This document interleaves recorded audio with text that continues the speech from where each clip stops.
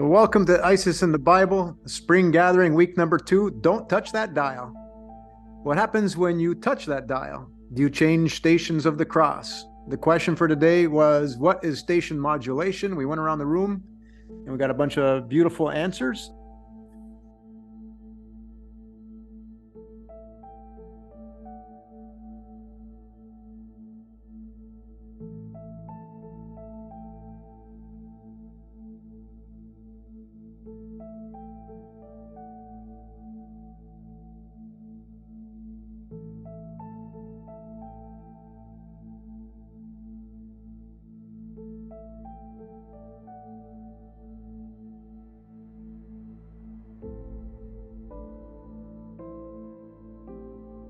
All right, so when you modulate something, you attune to it, yes? Like a TV or a radio?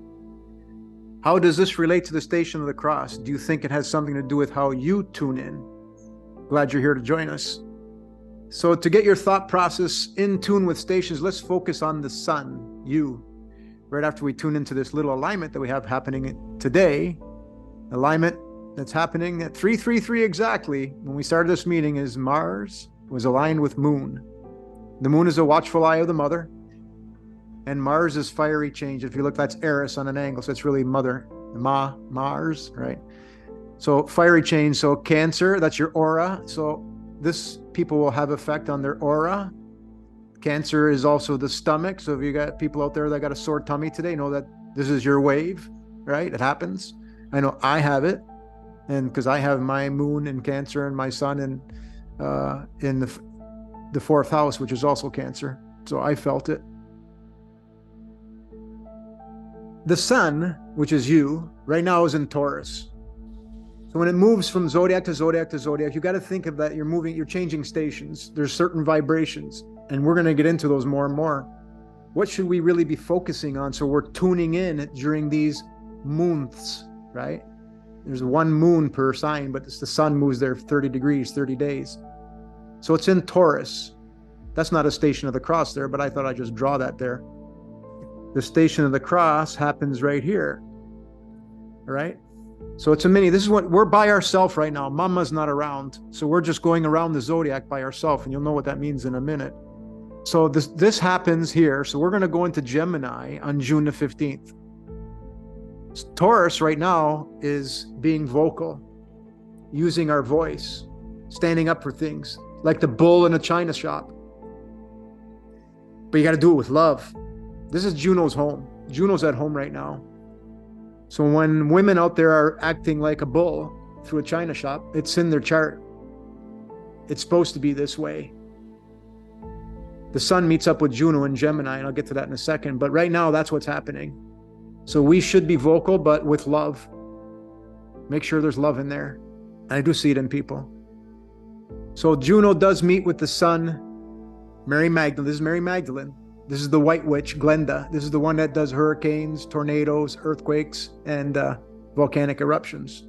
We'll be able to predict them soon, but we can see that she's at play during them, all right? And Serena brought up today that 22 years and 1 day between hurricanes. Juno is 4.4 years to do a cycle around the zodiac, the sidereal. So 4.4 times 5 is 22 years. So she gave us that gem today. So I thank you, Serena. So that's another piece of the puzzle because we're tuning in.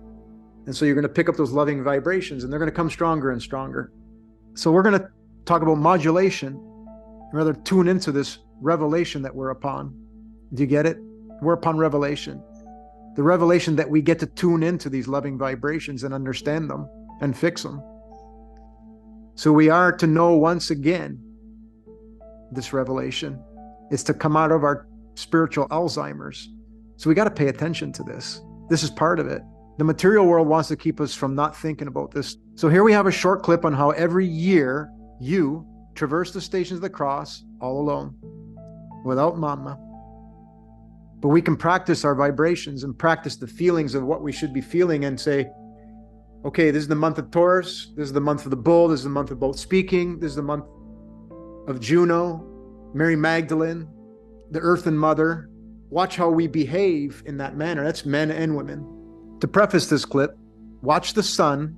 Okay, we're going to show you as it travels around the zodiac, i.e. the constellation and the stars. The more you tune into this, the more you can grasp your true nature here on Earth. So if you not only follow the seasons of the sun, which they call tropical, but also grasp, because the sun is materialism. So if you focus on the stars, that's mother's love to show you the way home. You achieve liberation. Liberation means liberation from karma and the material world, and then your whole world changes. So there's no audio on this. So you can see this is the sun going around through the year. Here's the date right here. Can you see that? And that's the sun moving through the sky right here through the constellations, going through all the different zodiacs.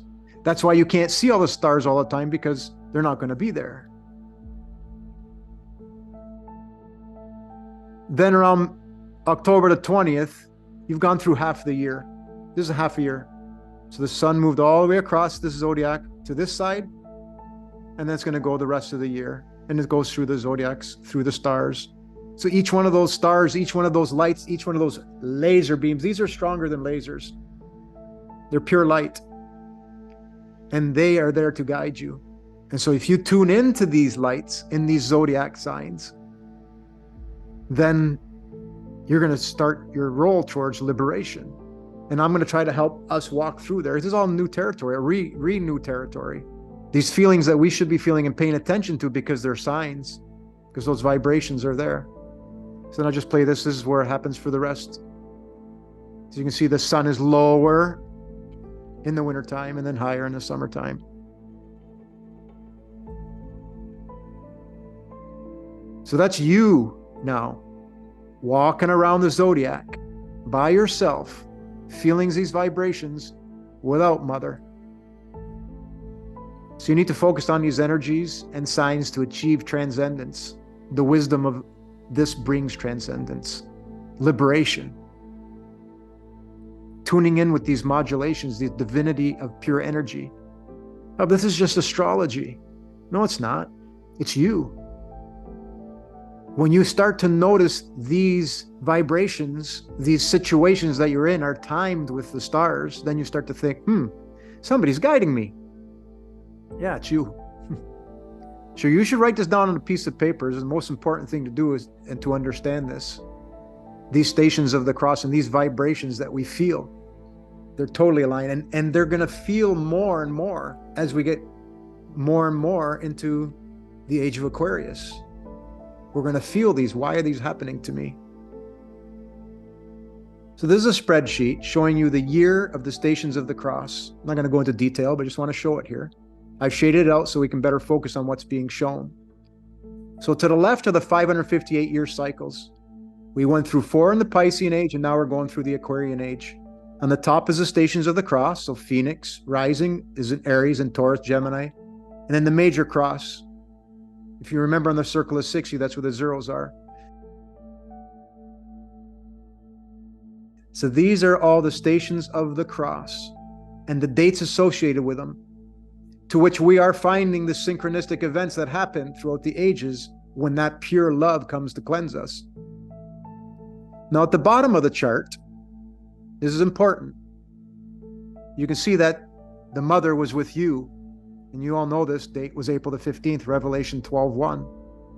She stays with us for 114 years, staying in our head for 114 years, inducing us with love. And then as you can see, the sun meets with Mary, 0 degree Taurus. 51 years later, the sun meets with Mary in Gemini. 24 years later, the sun meets at the bottom of the cross, Jesus on the Mount. So you can see that she meets with the sun every so often. But look at 114 years, 51, 24, 17, 16, 18. This is really cool. That means that loving vibration comes back a lot more often, because we went, where's that, the other one? 122 years without her when she was in the Piscean age, to come into the Aryan age, into our head, cleansing that. And then, of course, moving over to the 0 Libra is the dying of the cross of Jesus, the 31 AD. And look what happens. Both Marys are there with the sun. Every 558 years, this happens over at Zero Libra. Every 558 years, this happens at Virgo, at Leo, so on and so forth. But if you go through the chart and you look at this, every 558 years, around September, both Marys are there with the sun. There's your Bible story. We need to tune into this and understand it because it's our journey.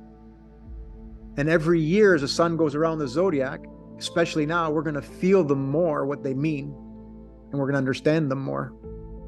We showed this last week. Here's the apostles as zodiac signs. Thanks to Marty from Gnostic Academy, and I thank Roddy Sue for showing us. Taurus is Simon the Canaanite. There's going to be breadcrumbs left, and he's going to be able to tell us about certain vibrations. So we'll put a bit of focus on Taurus. The sun is in Taurus right now, right? So you remember this from last week where we talked about the stations of the cross? To the Taurus station of the cross in 95 BC.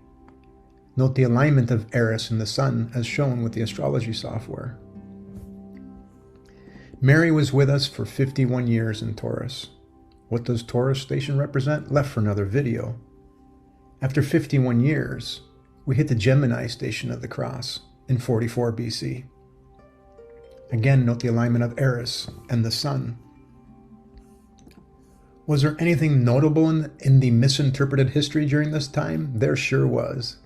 The non-literal figure Julius Caesar, engraved on the Egyptian walls, was presumably born around 100 BC and has been recorded dying in 44 BC, exactly on the Station of the Cross. So again, the Egyptian and the walls and the translations and everything were just about the zodiac sign. Julius Caesar is no different than Simon the Canaanite or Zealot. So Simon the Canaanite, he has no specific writings in the New Testament. So you got disciples around Jesus. So disciples around Jesus, that's the sun, and the zodiac is around the sun. How can one of the disciples not say anything? But yet when they talk about Jesus, talking about the disciples, that they're all listening and learning. So he picked some people that didn't know how to write, I guess. And I'm not judging, I'm not trying to be funny. I guess maybe a little bit I am. But Taurus is this zodiac sign that gives us vibrations that we can tune into to make our life better, so we can achieve transcendence. That's what's important. So Julius is in the Egyptian walls, and man misinterpreted it as a literal being and made his story. Those type stories sell in the material world, but it's not the truth. So I'm not going to read this, don't worry. This is merely here for the record, just showing anyone that wants to read, that watches the video later. But Simon the Zealot is Simon the Canaanite, like Brother Marty says. And Simon is a misinterpretation of the constellation of Taurus, the bull, 100%. So surely there must be more about the apostles in the Bible, right? Let's read from the screen here. In the Bible, Book of Matthew, chapter 10, Jesus sends out the 12. Jesus called his 12 disciples to him and gave them authority to drive out impure spirits and to heal every disease and sickness. What they're talking about is what we've been talking about. We're noticing that our cleanses are related to our chart. So that's what this is supposed to say to us. Hey guys, while you're waking up, you're going to start realizing that everything is in your chart and your vibration to resolve with love. That's what this means. So when they're talking about the 12 apostles, that's what it means. So this is all it says in the Bible about the apostles. These are the names of the 12 apostles. First, Simon was called, and I'm not going to read all that, okay? Because these are just descriptions, misinterpretations of the zodiac. And then there's the same in Mark 13, and there's the same in Luke 6:15. That's it. There's one more verse I'll show you. But it's basically the same. That's all they do to talk about the disciples and the apostles. And we know that Jesus is the fish age, which is Pisces. We're going into the age of Aquarius. That was the Jesus age. It was the Piscean age. And that's you traveling around the zodiac in the Piscean age, waiting to meet with Mama again after 120 something years. So seen from the previous sign, there are only 4 verses in the Bible that mentions the apostles' names. Why? Why didn't they get mentioned all over the Bible? And why did only 4 of the 12 have writings in the Bible? If you look it up, how can that be? Out of 12. Doesn't make any sense. But I'm going to keep doing this because people need more proof, right? So chapter 1, Jesus taken up into heaven. Matthew's chosen to replace Judas. Then the apostles returned to Jerusalem, which we know means the zodiac, from the hill called the Mount of Olives. That is when it's on the top of the chart. A Sabbath day walk to the city. So here's, I threw this on here, okay? I know you've seen this before, but this is the famous painting by Leonardo da Vinci, which shows you the zodiac. And it shows you the different apostles as zodiac signs. And it shows you Virgo as a woman over here. Everybody's got this here in their room. A lot of Italians do anyway. They have it in over their dining room table. The last Phoenix rising, a lot of you know, 1465, Leonardo da Vinci, he achieved Christ consciousness. But he had to put it in paintings because everybody thought he was nuts. Kind of like now, right? Everybody's trying to figure out what we're talking about. You guys talking silly. There's Jesus, the Son, with the 12 apostles. That's what it looks like right there. It's revolving around you. Because every day, like you've seen in that video, everything's revolving around you. So when they arrived, they went upstairs to the room where they were staying. Those present were Peter, John, James, Andrew, Philip, Thomas, Bartholomew, Matthew, so all those. That's it. That's all they show. That's all they have about the apostles. Book of 1 Corinthians 3, chapter 3, the church and its leaders. Verse 1, brothers and sisters, I could not address you as people who live by the Spirit, but as people who are still worldly, mere infants in Christ. In other words, you're raising your Christ consciousness. I give you milk, not solid food, for you were not ready for it. Indeed, you are still not ready. They're talking about being materialist, right?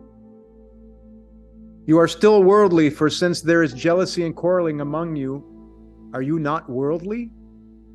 Are you not acting like mere humans? For when one says, I follow Paul, and another says, I follow Apollos, are you not mere human beings? In other words, follow love, pureness, not idols, not materialism. It's you. You're supposed to be following you around the zodiac and tuning in, modulating to that tune. The material world is going to stop us from doing that. Try to, the ego. But we have no choice. So I just tried to present these so we can understand that the more you tune into this, the more your world changes. And it's a reality. So I'm going to end with this little demonstration here from Austin Beetleman from Purdue University, Department of Physics and Astronomy. And I'm going to show you an analogy of what we're trying to get through today. So this is exactly what happens when there's a Station of the Cross meeting with you and Mary. So try to understand this. The demonstration we're talking about today is resonance.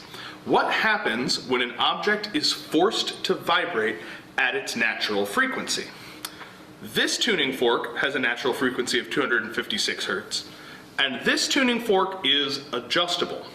Right now, it's set to 256 Hertz as well.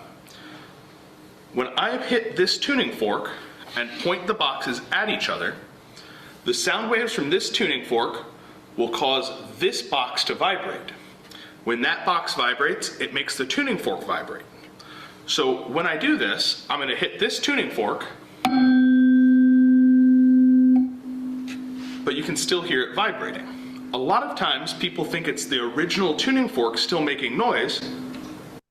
So metaphysically what's happening, you hit the fork. That's like hitting the Station of the Cross that we're on right now. We're all being vibrated. All right? He stops it, and the other one's still vibrating. That's kind of like love coming to you. You start vibrating. And then there you are, alone again, still vibrating. So right now we're at that peak vibration. That's what a Phoenix rising brings. That's what happens at every Station of the Cross. Remember, that's a circle of fifths, right? So pure circle of fifths gives high energy. They're energetic cusps in the zodiac. So to understand this, why you're still vibrating with love is because you are tethered to love.